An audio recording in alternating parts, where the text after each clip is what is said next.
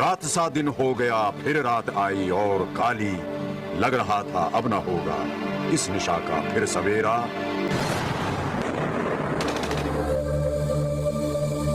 खौफ का एक ऐसा सच जो मुंबई के जहन में ताउम्र जिंदा रहेगी। साल क्या दोस्तों, दशक भी गुजर जाए, 26/11 आतंक का तस्वीर मुंबई को डराती रहेगी।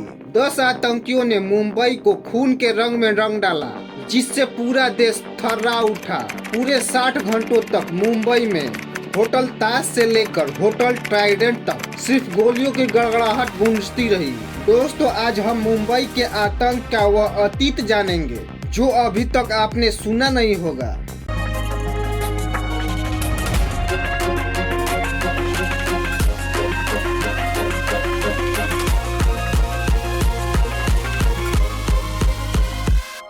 दिन था 26 नवंबर 2008।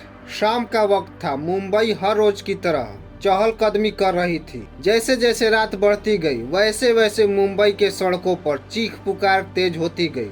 मानो पूरा मुंबई शहर ही चीखने चिल्लाने की आवाज़ें से दहल उठा था। दरअसल दोस्तों, इस खौफनाक दिन का शुरुआत ठीक 3 दिन पहले हो चुका था, यानी मुंबई हमले के 3 दिन पहले ही 23 नवंबर को पाकिस्तान की कराची से समुद्र के रास्ते एक नाव में बैठकर आतंकी मुंबई पहुंच चुके थे।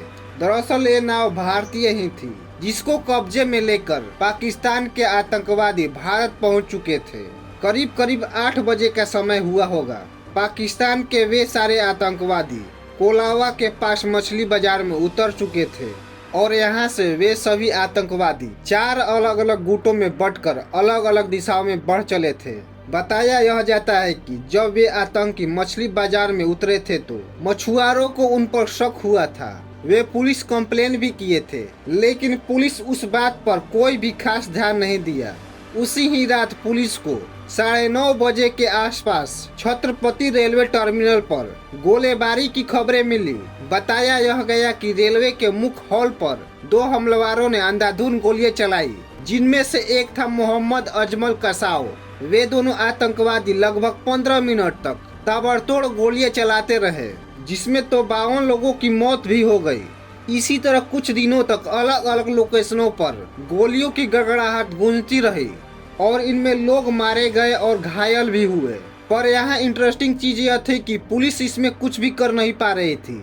दोस्तों, ये भारतीय इतिहास का सबसे भयानक आतंकवादी हमलों में से एक था। इस हमले की कहानी यहीं खत्म नहीं हुई दोस्तों।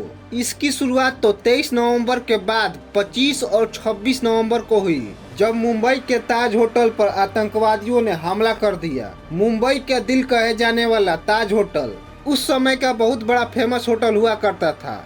उसी दिन लगभग 400 VIP लोग उसमें मौजूद थे। इस हमले के खबर मिलते ही बेस्ट से बेस्ट कमांडो को वहां भेज दिया गया। Rapid action force, RPF, marine commando और नेशनल सिक्योरिटी गार्ड भी वहां मौजूद हो चुके थे और होटल को चारों तरफ से घेर लिया गया था। सुरक्षा बलों और आतंकवादियों के बीच करीबन 3 दिनों तक मुठभेड़ चलती रही। इन दौरान मुंबई में धमाके होते रहे, गोलियां चलती रही, बंधकों को छुड़ाया जाता रहा।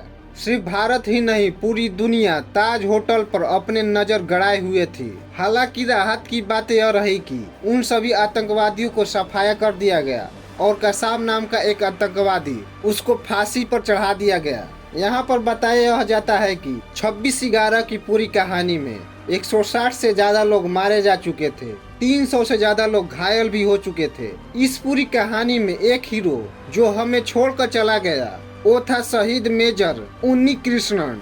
उनके आखिरी शब्द थे, ऊपर मत जाना, मैं उन्हें संभाल लूंगा। आतंकवादियों से मुकाबला करते हुए NSG के कमांडो मेजर संदीप उन्नी कृष्णन 28 नवंबर 2008 को शहीद हो चुके थे।